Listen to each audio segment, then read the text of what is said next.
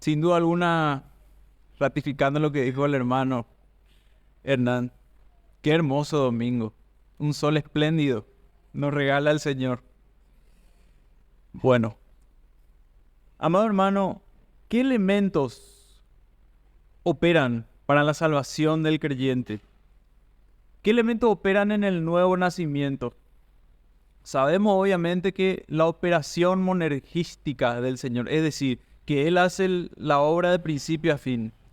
Pero hay un elemento altísimamente relevante, vital, que es el agua de la palabra de Dios y la operación del Espíritu en el corazón del pecador, para darle una nueva naturaleza al pecador y que pueda entender la obra de Cristo y crea en la palabra. Ahora, ¿cuál es uno de los elementos que juega un papel muy importante en la santificación del creyente? También la palabra del Señor, que es usada por el Espíritu para corregir, para instruir en justicia, a fin de que el hombre de Dios sea perfecto, enteramente preparado para toda buena obra, como dice Timoteo, para la piedad, para ser semejante a Cristo y que se desarrolle en él integralmente todos los frutos de la nueva vida. En otras palabras, la palabra del Señor es la que Dios emplea para la conversión y la que Dios emplea en la santificación. Entonces, es muy importante también decir que es la palabra del Señor, la enseñanza, la doctrina, el mensaje del Evangelio, Dios hecho carne, viviendo justa y piadosamente y muriendo la muerte que el pecador debía morir, viviendo la vida que el pecador debía vivir. Lo que nosotros sabemos que Satanás busca adulterar para el tropiezo de millones y que no puedan entrar a la vida eterna. Hoy se escucha mucho de falsos maestros, pero eso no es una cuestión simplemente de hoy nomás, sino que también ya desde la iglesia primitiva, Cristo había resucitado, ascendió a la diestra del Padre, y de ahí en adelante ya nosotros tenemos que se infiltraban aquellos que atentaban contra la fe. Es por esto que por su providencia Dios inspiró a un escritor en particular que es Judas, hermano del Señor, llenándolo de un deseo de que él se ocupe en exhortar a sus hermanos a contender ardientemente por la fe, a identificar a los falsos maestros y conmover a los fieles creyentes a ser preservados por Cristo, recordándoles que ellos deben ser guardados para Dios sin perder de vista que el Dios soberano es poderoso para guardar sin caída a los escogidos hasta el final de su peregrinaje y su entrada en la definitiva gloria del Padre con los santos ángeles.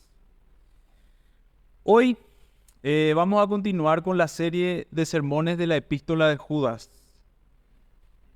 Hacemos una predicación consecutiva y que intenta ser expositiva porque entendemos que esta es la técnica más fiel donde permitimos que el texto hable. La predicación expositiva es aquella que expone el texto, que explica el texto y que aplica el texto. Ahora, lo que yo no sé si es Charles Simeon o David Helm el que hizo este retrato, pero estos condimentos debe tener la predicación expositiva. Humilla al pecador, exalta al Redentor y promueve la santidad. Es por eso, hermanos, que se busca desde este púlpito la predicación expositiva. Ahora, volviendo o retomando la serie que estábamos manejando antes de la serie de sermones sobre la Reforma Protestante, las 5 solas, ya vimos en Judas, tratando sobre esta epístola, que el escritor apunta a quienes, a cristianos que necesitan dirección y también ser animados y equipados para armar una barrera contra las doctrinas de falsos maestros. Hoy vamos a tratar los versículos 17 al 21 de la epístola de Judas.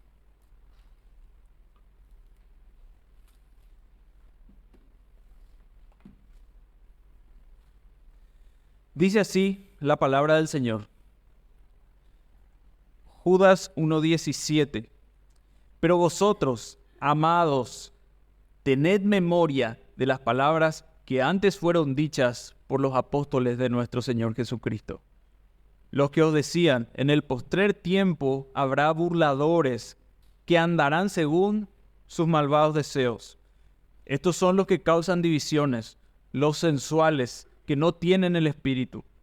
Pero vosotros, amados, edificándoos sobre vuestra santísima fe, orando en el Espíritu Santo, conservaos en el amor de Dios, esperando la misericordia de nuestro Señor Jesucristo para vida eterna.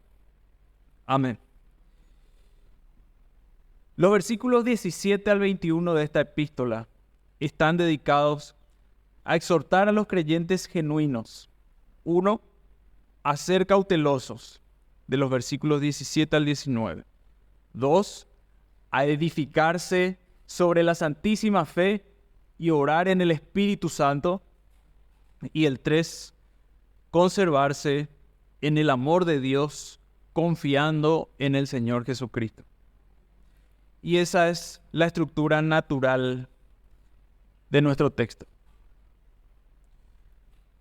Judas ya hasta este punto había hablado de los falsos maestros y denunciado ante los creyentes de manera explícita y también con figuras, con metáforas inclusive sobre los falsos maestros. Ya los desenmascaró previamente al decir que se resisten a la obediencia debida al Cristo y así negando su soberanía. Dicen los versículos 17 al 19. Mas vosotros, amados, tened memoria de las palabras, del griego rematon, es decir, de las cosas, que fueron predichas por los apóstoles de nuestro Señor Jesucristo.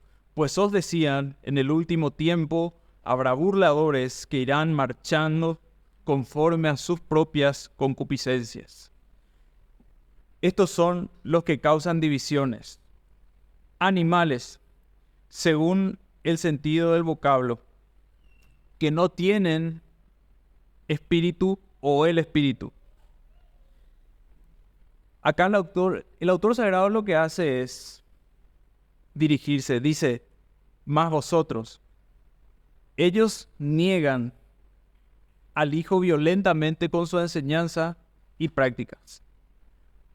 Ahora cambia el sentido. Él largamente había inclusive dicho cosas como por ejemplo en el versículo 12 al 14.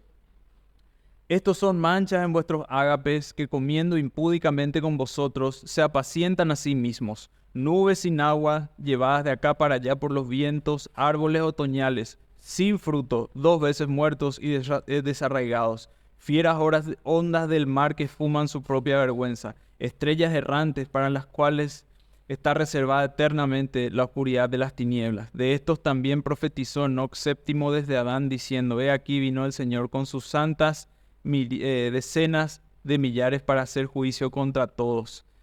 En otras palabras, él había enfocado su atención en los falsos maestros, había usado figuras para generar una alarma en los creyentes, que ellos puedan dimensionar el nivel de desvío, el nivel de desobediencia y el nivel de perdición y el juicio venidero para los falsos maestros. Ahora dice, bueno, muy bien, ellos, más vosotros, y se enfoca en los creyentes. Judas había mostrado que estos hombres no tienen la nueva vida y había ofrecido elementos claros a sus destinatarios para que ellos puedan ejercitar su discernimiento. Ahora, nuestro escritor, ¿qué espera de los creyentes sinceros, de los creyentes fieles, de los creyentes genuinos, de los realmente convertidos y transformados por la sangre de Cristo? Espera cosas obviamente mejores que los falsos maestros llenos de vicios. Ahora, para que no se alarmen, pero sean cautelosos, Judas usa la espada del Espíritu, que es la palabra del Señor, la cual es útil para enseñar, para instruir, y les dice, esto ya estaba predicho por los apóstoles. Y aquí, hermanos, tenemos algo muy importante y muy saludable. El fundamento apostólico, que es Cristo, el testimonio de los apóstoles, que habla acerca del Mesías prometido. Y es una práctica que el cristianismo llevó a cabo para ejercitar el discernimiento en el desarrollo del pensamiento cristiano, el hacer memoria, el recordar, el ir a la palabra. Me encantó una frase que el director del Seminario Reformado Latinoamericano, el pastor Alejandro Castiblanco, empleó. El pensamiento cristiano es un mirar hacia atrás mientras caminamos hacia adelante. Judas en este punto les guía a sus lectores para que miren hacia atrás y recuerden las palabras dichas por los apóstoles para ser guardados, mientras avanzan en su peregrinaje, y así también nosotros, hermanos. 2000 años después debemos mirar hacia atrás a la palabra del Señor para preservar la salud y ser guardados de los constantes atentados contra la fe verdadera, la sana doctrina. Versículo 19. Los falsos maestros eran, y lo son siempre, causantes de divisiones. Y también, hermanos, ellos siempre encuentran a alguien que en su carne les siga también en su desviación. Hay una frase que dice, Dios los cría y ellos se juntan. Bueno, así mismo. Los falsos maestros son carentes de toda vida espiritual, son no regenerados. En este sentido, Judas da a entender que no tienen el espíritu, pues su espíritu humano está muerto a la vida sobrenatural. Por lo tanto, son incapaces de ser guiados por el Espíritu Santo, contrariamente al texto señalado en Romanos 8:14, que dice, porque todos los que son guiados por el Espíritu de Dios, estos que son hijos de Dios. Ahora nosotros notamos que sin duda alguna las advertencias fueron muy duras, muy negativas, fulminantes prácticamente hacia los falsos maestros. Lo que hizo fue establecer una alarma, encender todas las luces, levantar las banderas rojas. Ahora redirige o apunta a su exhortación hacia su auditorio mismo, en forma positiva, llamando a una vida santa, llena de piedad, como los versículos 20 y 21. Vamos a leer los versículos 20 y 21. Dice, pero vosotros, amados, edificándoos sobre vuestra santísima fe, orando en el Espíritu Santo, conservaos en el amor de Dios, esperando la misericordia de nuestro Señor Jesucristo para vida eterna.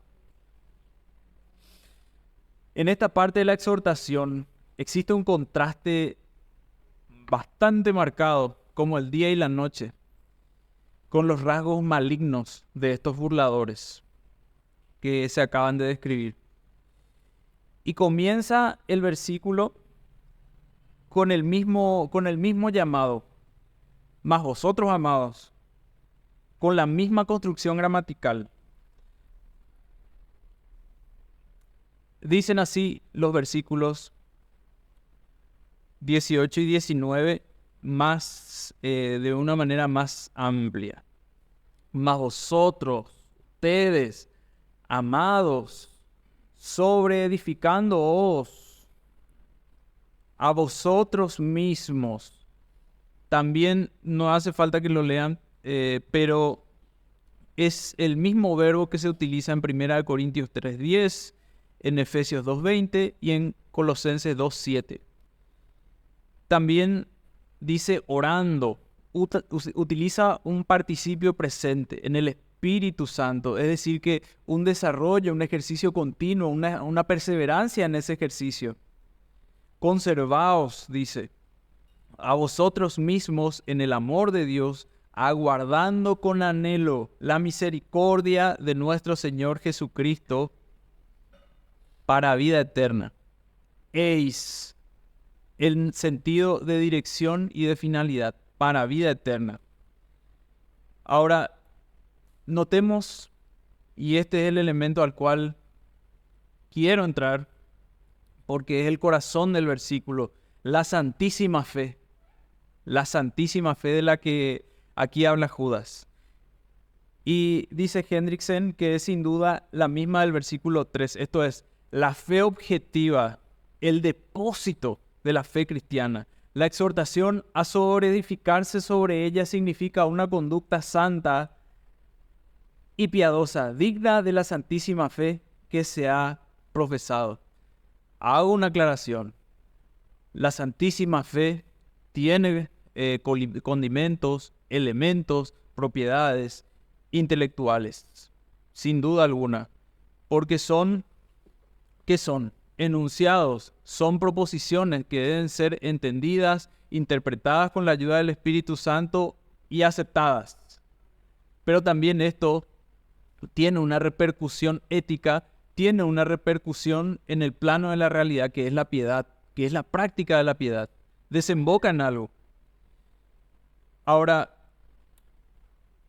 inclusive para enriquecer la idea, hay una definición de teología. ¿Qué es la teología? Lo que nosotros entendemos por Dios. Eso es teología. Así, sencillito. Pero que contiene la revelación divina. Contiene quién es Dios, cuál es su voluntad, cuál es nuestra posición delante de Él y qué Él espera, qué expectativas tiene la divinidad en relación al hombre. Y William Ames, el teólogo puritano, llegó a definir teología como la doctrina del vivir para Dios. Imagínense, existe también una consecuencia que es la piedad, ser conformado a la imagen de Cristo. Ahora, si debemos edificarnos sobre esa santísima fe de la que habla Judas, debemos aclarar y ser específicos con el objeto de nuestra fe. ¿En quién creemos? La respuesta es más que obvia, porque el objeto de nuestra fe, el depositario o el depósito, es Cristo, hecho a semejanza de hombre, viviendo una vida justa, muriendo la muerte que nos correspondía, resucitado al tercer día, ascendido a los cielos y quien volverá a buscar a su iglesia y juzgará a los vivos y a los muertos. Y es necesario, y por amor a nuestras almas, que ampliemos un poco más el espectro de esta enseñanza tan valiosa a la cual Judas nos está exhortando, a que lo usemos como cimiento y ladrillos para edificar nuestras vidas y almas. Una enseñanza de las cuales depende la vida o muerte, por lo cual voy a servirme de un instrumento valiosísimo, un documento muy útil para la instrucción de la Iglesia, que es el texto de la Confesión de Fe de Westminster. Dice así: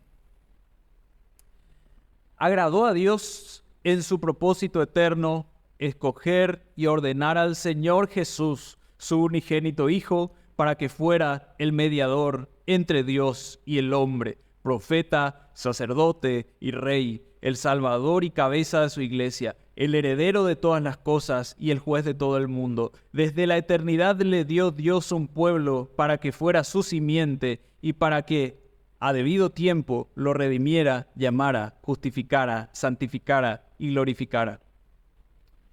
El Hijo de Dios, la segunda persona de la Trinidad, siendo verdadero y eterno Dios, igual y de una sustancia con el Padre, habiendo llegado a la plenitud del tiempo, tomó sobre sí la naturaleza humana con todas sus propiedades esenciales y con sus debilidades comunes, mas sin pecado. Fue concebido por el poder del Espíritu Santo en el vientre de la Virgen María, de la sustancia de ella. Así que dos naturalezas completas, perfectas y distintas, la divina y la humana, se unieron inseparablemente en una persona, pero sin confusión alguna. Esta persona es verdadero Dios y verdadero hombre. Un solo Cristo, el único mediador entre Dios y el hombre. Fin de la cita. Y también con el fin de seguir ampliando las características de la piedra angular de nuestra fe, que es Cristo, digo, hermanos, que Él es el espíritu de la profecía, como dice en Apocalipsis 9:10. Y como Él es el espíritu de la profecía y el personaje unificador de toda la Escritura, vemos a Cristo en toda la Escritura.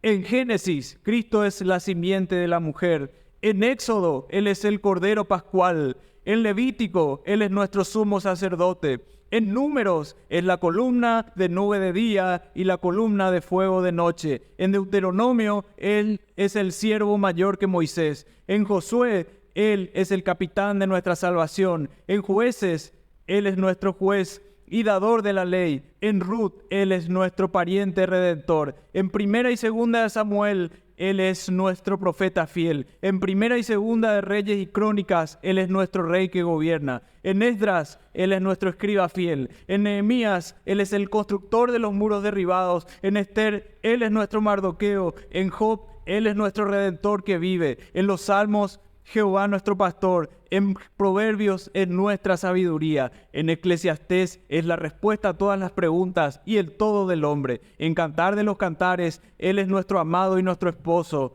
En Isaías es el príncipe de paz. En Jeremías es nuestro profeta que gime. En Lamentaciones es nuestro profeta que gime. En Ezequiel es la maravillosa figura de los 4 seres vivientes. En Daniel es el cuarto hombre en el horno de fuego. En Oseas, Él es el esposo eterno. En Joel, es el bautizador en el Espíritu Santo. En Amós, es el que lleva nuestras cargas. En Abdías, Él es nuestro Salvador. En Jonás, Él es el gran misionero emergiendo de la oscuridad profunda al tercer día. En Miqueas es el rey que será Señor en Israel y que será nuestra paz. En Nahum, el mensajero de hermosos pies. En Habacuc, el evangelista que clama por arrepentimiento. En Sofonías, el poderoso para salvar. En Ageo, el restaurador de la herencia perdida. En Zacarías, Él es el futuro rey de Sión y el manantial abierto de la casa de David. En Malaquías, Él es el sol de justicia. En Mateo, el rey de los judíos. En Marcos, el siervo. En Lucas, el hijo del hombre, sintiendo lo que tú sientes. En Juan, el hijo de Dios. En Hechos, el salvador de judíos y gentiles. En Romanos, la justicia de Dios. En Primera de Corintios, es el triunfador sobre el sepulcro y el aguijón de la muerte. En Segunda de Corintios, es quien nos lleva de triunfo en triunfo. En Gálatas, es nuestra libertad. En Efesios, es la cabeza de la iglesia. En Filipenses, es nuestro gozo. En Colosenses, es nuestra plenitud. En Primera y Segunda de Tesalonicenses, Él es nuestra esperanza. En Primera de Timoteo, Él es predicando a los gentiles, creído en el mundo y recibido arriba en gloria. En Segunda de Timoteo es el linaje de David resucitado de los muertos. En Tito es el mediador de la regeneración y renovación en el Espíritu Santo.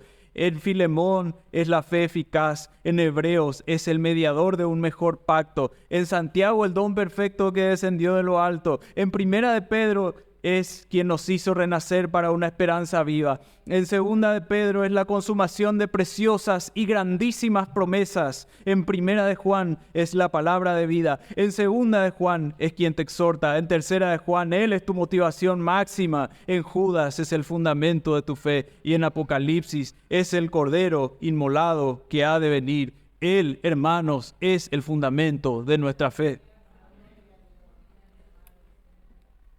Así también, hermanos, nosotros tenemos el objeto, el depositario de nuestra santísima fe. Pero sin embargo, que nosotros lo tengamos en la mente y en el corazón, tiene un acompañamiento que se llama la oración. Dice nuestro versículo, orando en el Espíritu Santo, dependiendo de Dios en oración. Esto indica orar bajo la moción y la guía del Espíritu. Como dice en Romanos 8:26, y de igual manera el Espíritu nos ayuda en nuestra debilidad, pues qué hemos de pedir como conviene, no lo sabemos, pero el Espíritu mismo intercede por nosotros con gemidos indecibles. Él conoce tu debilidad, Él conoce y Él sabe. Y aún nosotros en nuestra desesperación podemos decir cosas que no son, pero ¿saben qué? El Espíritu intercede por nosotros con gemidos indecibles, traduciendo exactamente aquello que corresponde en el trono celestial. Y también dice en Efesios 6:18, orando en todo tiempo, con toda oración y súplica en el Espíritu y velando en ello, con toda perseverancia y súplica por todos los santos. Aquí nosotros vemos algo tan glorioso, tan resplandeciente que ni siquiera nos imaginamos. Vemos toda la Trinidad preservando la iglesia de Cristo. Y finalmente, el versículo 21, que dice, conservaos en el amor de Dios, esperando la misericordia de nuestro Señor Jesucristo para vida eterna. Una vez que nos exhortó a edificar sobre la santísima fe en dependencia del Espíritu Santo, nos dice conservaos en el amor de Dios. ¿Cómo? Utilizando el gerundio esperando, confiando, esperando la misericordia de nuestro Señor Jesucristo para vida eterna. Y hermanos, para la descripción, para la explicación de este segmento, me valí de un instrumento que es la teología sistemática de Joel Vicky. Es demasiado hermoso cómo Joel Vicky describe la esperanza cristiana. En primer lugar, dice que es una gracia salvadora. Nosotros no tenemos ningún tipo de jactancia, porque es una gracia salvadora, producido por el nuevo nacimiento, por el poder de Cristo resucitado. Dice Joel Vicky que las personas fuera de la promesa del pacto no tienen esperanza, y ese es un elemento tan importante. En la eternidad pasada, el pacto de la redención, Dios había previsto ya la caída del hombre. Existió primeramente un pacto, el pacto de obra, el hombre fracasó. Pero por su libre gracia, el Señor estableció un nuevo pacto. Y los que no están comprendidos en ese pacto, los que no están comprendidos en la redención del Cristo Jesús, no tienen esperanza. Pero todos los creyentes en Cristo comparten, ¿qué cosa? Una esperanza. Esperar en el Señor es una marca que define al pueblo a quien Dios está salvando y traerá herencia. Isaac Ambrose dice,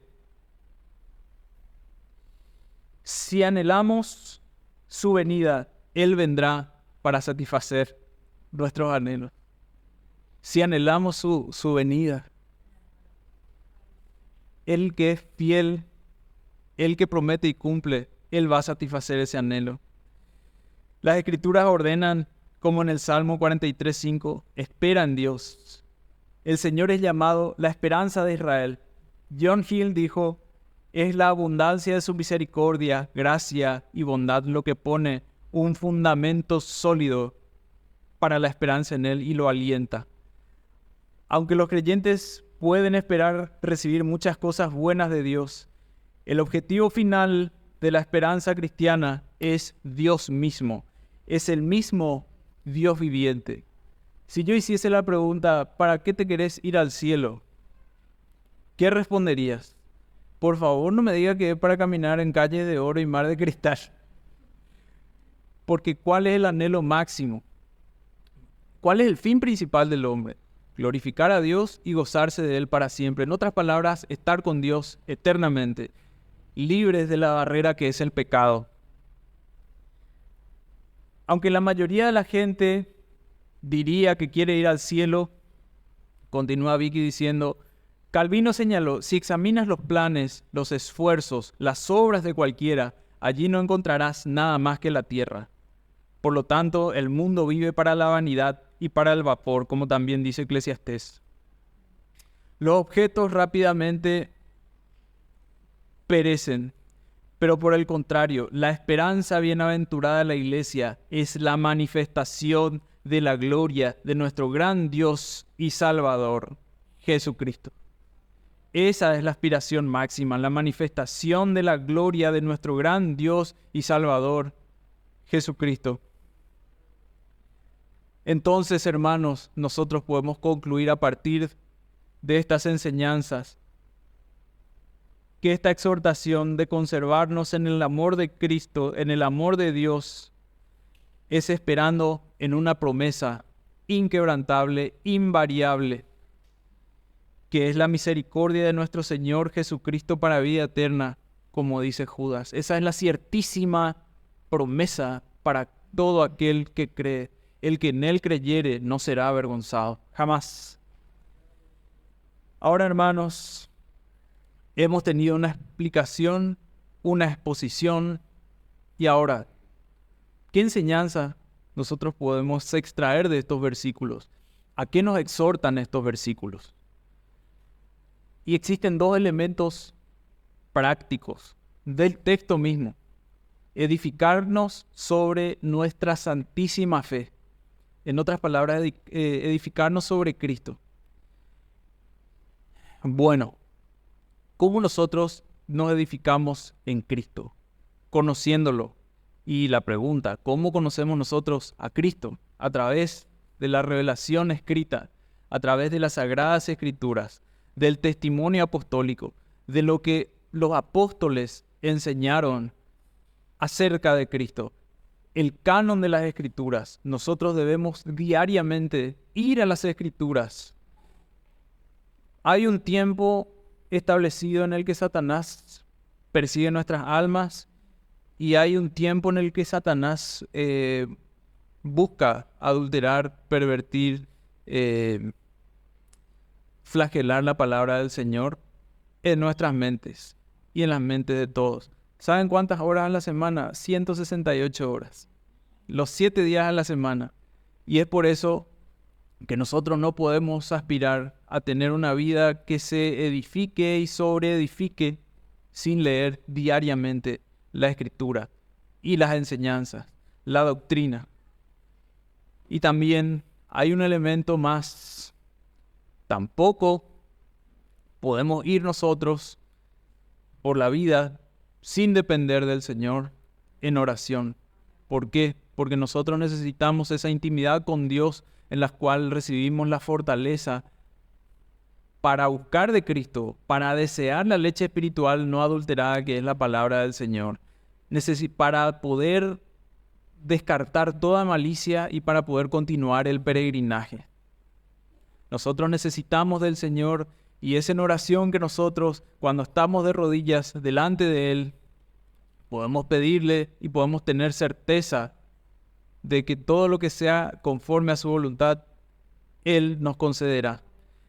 Y también les recuerdo, hermanos, y les animo a que oren sabiendo con una plena certeza de que Cristo está intercediendo por nosotros. Dios sabe todas nuestras necesidades, pero es un mandato ir en oración para continuar nuestro peregrinaje y poder ser edificados. Y también, hermanos, nos exhorta esto a una vida de piedad. Y eso es enriquecido por el medio por excelencia, por los medios por excelencia que son, ¿qué cosa? La verdad de Dios, su palabra revelada y la oración. Nosotros debemos en nuestra oración diariamente pedir al Señor que nos ayude a hacer morir en nosotros el viejo hombre, a hacer morir las perversiones más y más. El camino del justo es como la luz la senda de los justos es como la luz de la aurora que va de aumento en aumento hasta que el día es perfecto, dice Proverbios. La santificación en el creyente es gradual, pero sin duda alguna no podemos jamás desconocer y no podemos obviar los medios. Y ahora, finalmente, la epístola de Judas habla acerca de ser guardados en el amor de Dios para Cristo. Sin embargo, ¿se puede guardar y se puede preservar algo que nunca ha nacido de nuevo? Entonces, amigo, que estás aquí, que has venido por el testimonio de la Escritura, yo te digo que si no has creído en Cristo, que si vives una vida completamente alejada del Señor, que si no te has arrepentido de tus pecados, estás sin Cristo y estás sin esperanza. Sin embargo, el Señor, que es rico en misericordia, le plació proveer un Salvador, un mediador entre Dios y los hombres, Jesucristo hombre, que hizo lo que vos no estás pudiendo hacer, que es ser perfecto, que es ser santo. Él cumplió perfectamente la ley y murió la muerte que le correspondía a todo aquel que cree, para que todo aquel que en Él cree tenga vida eterna. Así que te exhorto, cree en Cristo, arrepiéntete de tus pecados, pídele misericordia a Dios para que Él pueda adoptarte como hijo suyo, que pueda rescatarte de las llamas del infierno. En Cristo hay esperanza y una esperanza que no avergüenza.